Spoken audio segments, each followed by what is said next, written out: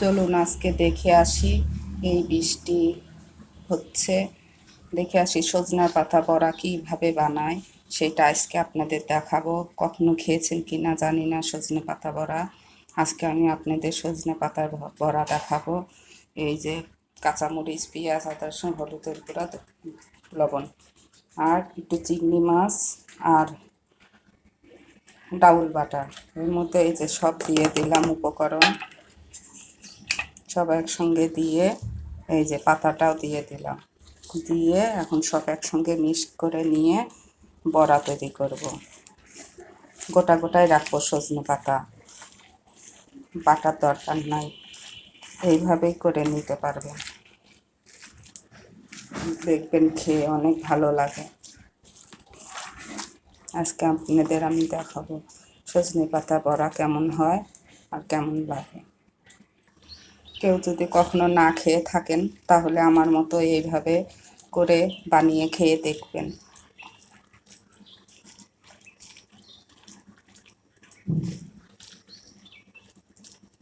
তেল দিয়ে দিছি কড়াইতে, এই যে এইভাবে করে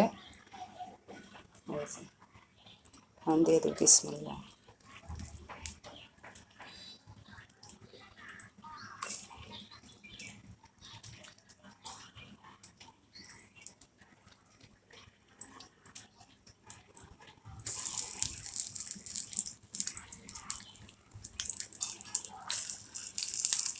বেশি ঝামেলা ছাড়া করে নিতে পারবেন, কোনো ঝামেলাই করা লাগবে না এই সজনে পাতার বড়া করতে।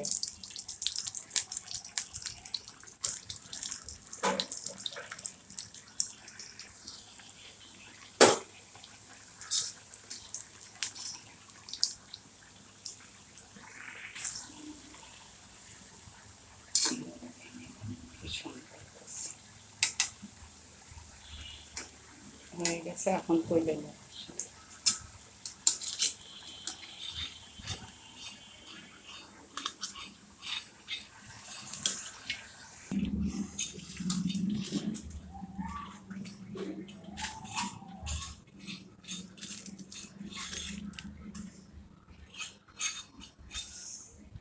গরম